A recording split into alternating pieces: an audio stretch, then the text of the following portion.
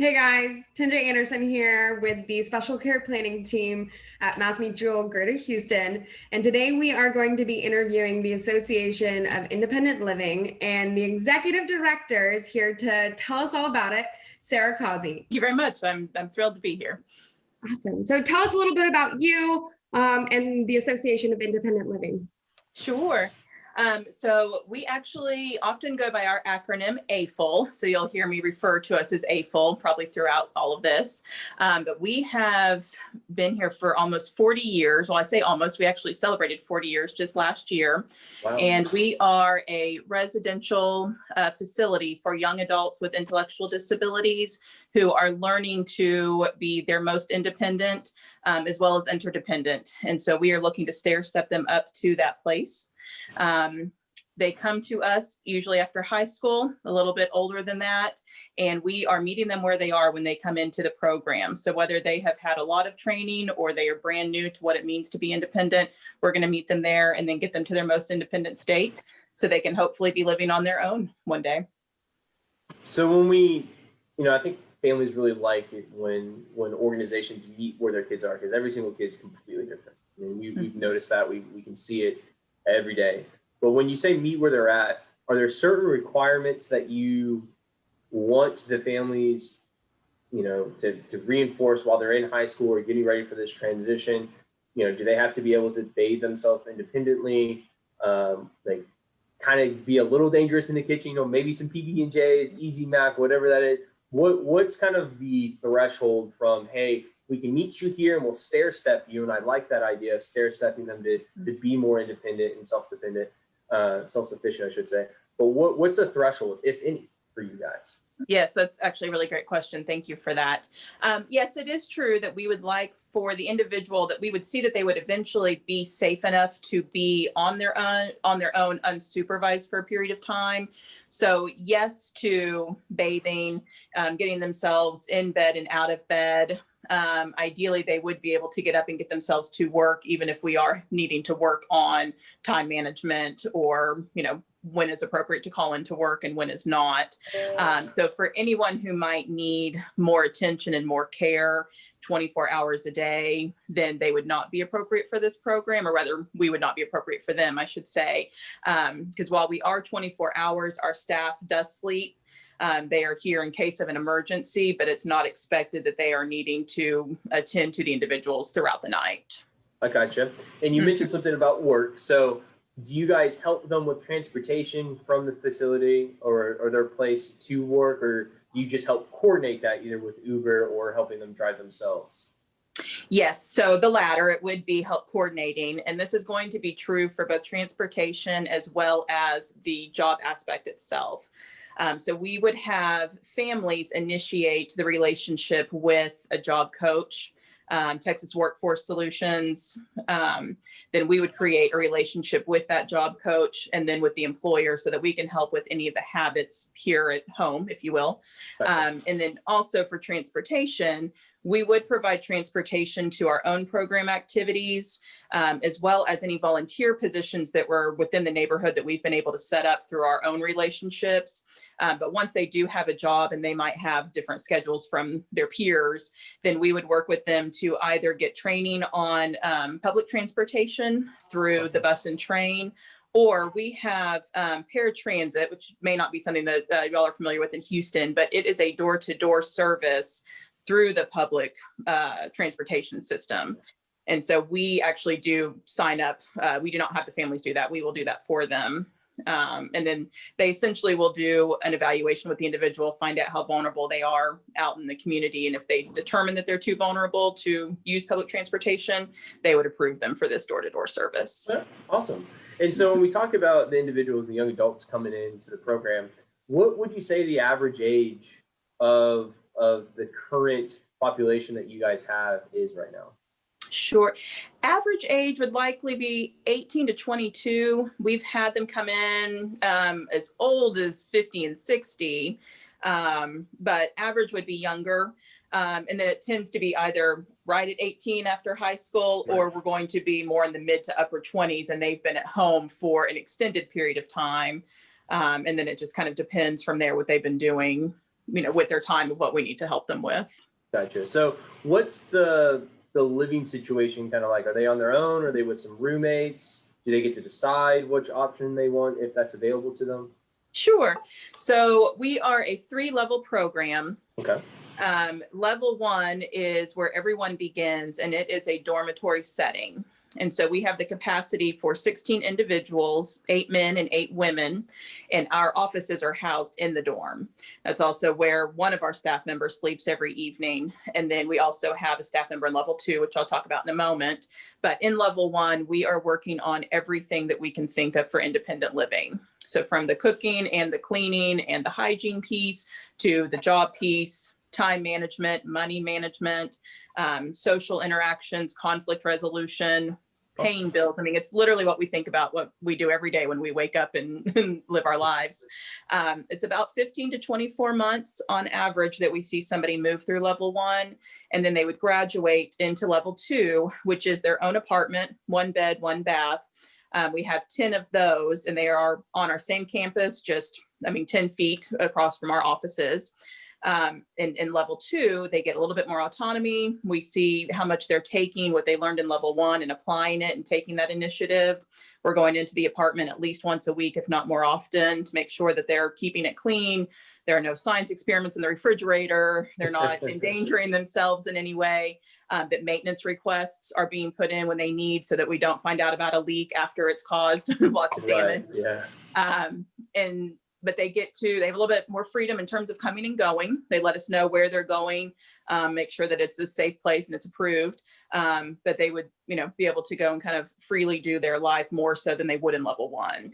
It's about 2 years in level 2. And once they graduate from there, they are considered graduated from the program, but we do have long-term options. So we have a level 3, which is a 2-bed, 2-bath, where they could have a roommate. Or we have a sister organization called Story Lane Independent Living, and they are 2 buildings of condominiums that are sold privately between the families. And all 3 of those buildings do have staff on site and offer a whole community within themselves.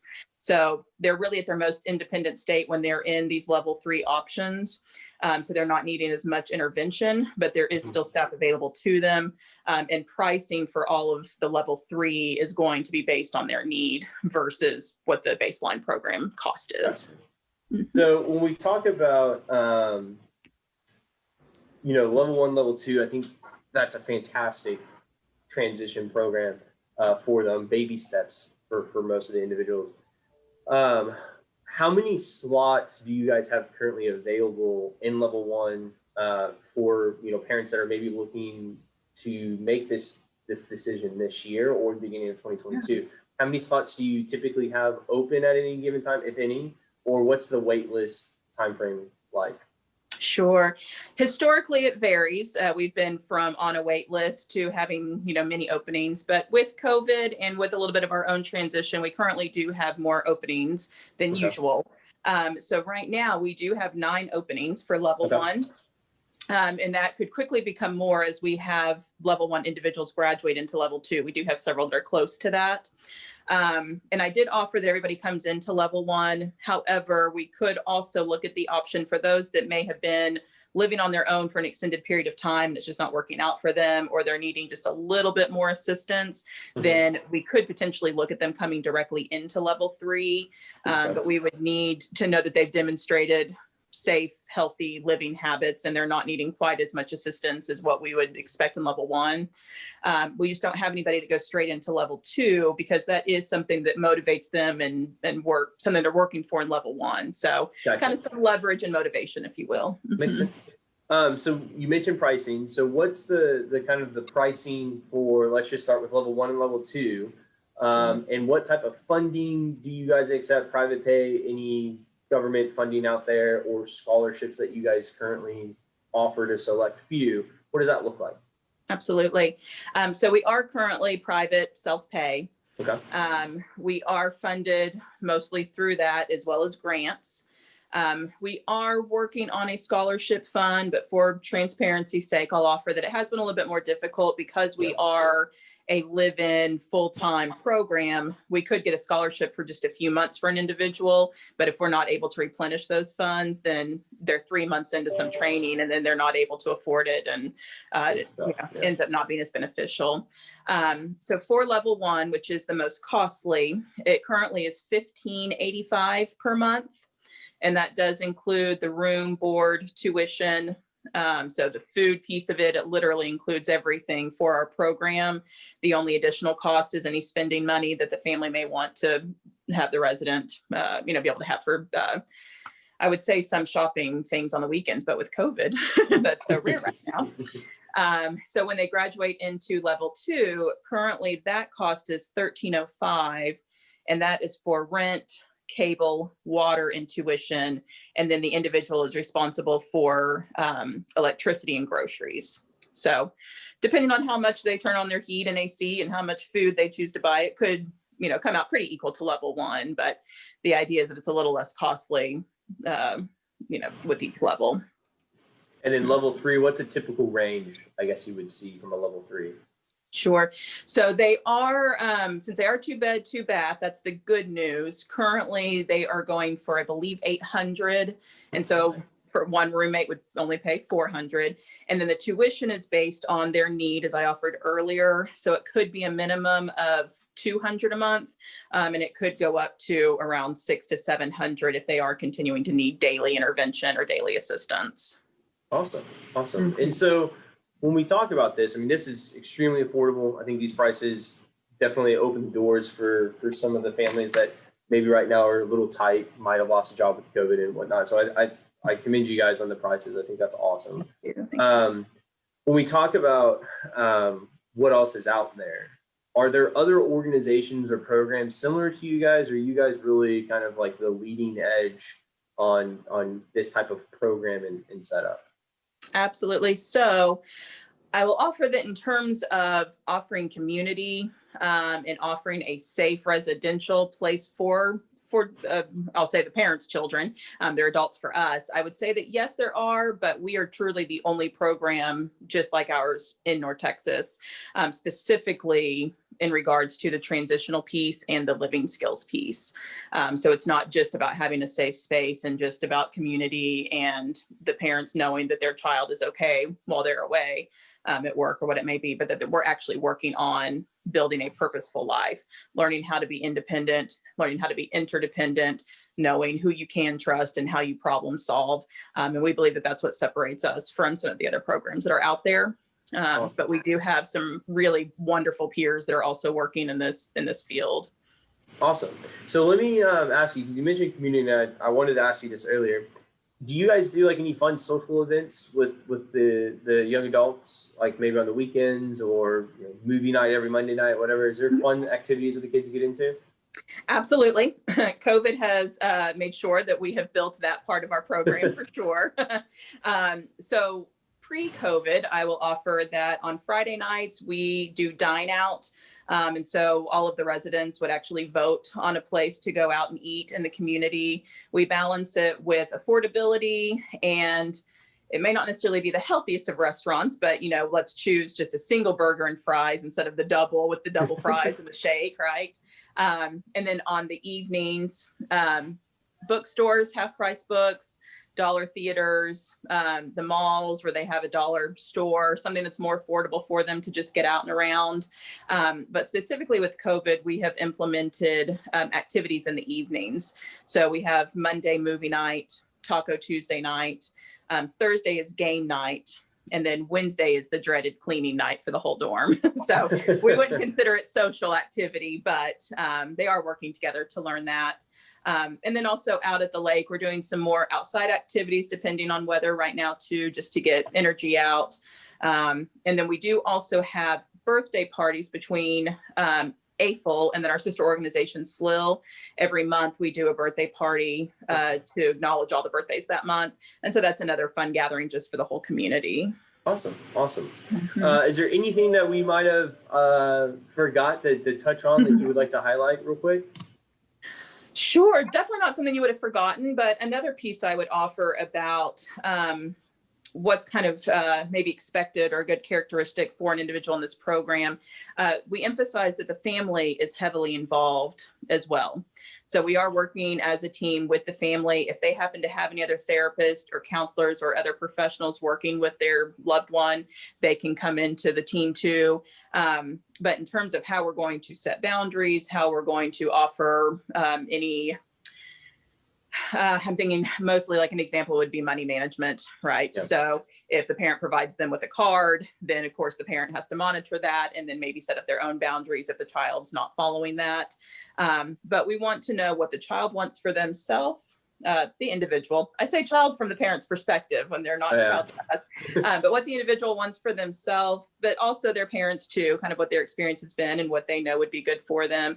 And then try to find the right balance between that so that it's not too heavily sided on either of them. But there are times that they do go home throughout the year. We would have a Christmas break and a Thanksgiving break. And so it's important to us that the family is still heavily involved and that they know that they're there to support their loved one. The loved one doesn't feel like they're coming into a program and being abandoned. It's not a prison. They still have their outside life. And so they can go home and see animals, other family members. They can go to lunch. They can go home overnight. It's really just, it's a whole family involvement. Mm-hmm. That's good, because I think a lot of parents feel like sometimes they're giving away their kid, and that's not what this is all about. It's a new step in their life. So thank you for spending some time today talking with us. This was super informative for us. We look forward to getting all this information out to our families, and talk to you soon. Tinja, is there anything else you want to touch on real quick? Nope. I'll just offer for anybody that might be interested, just a quick how the process goes. It would be talking with me and setting up a tour.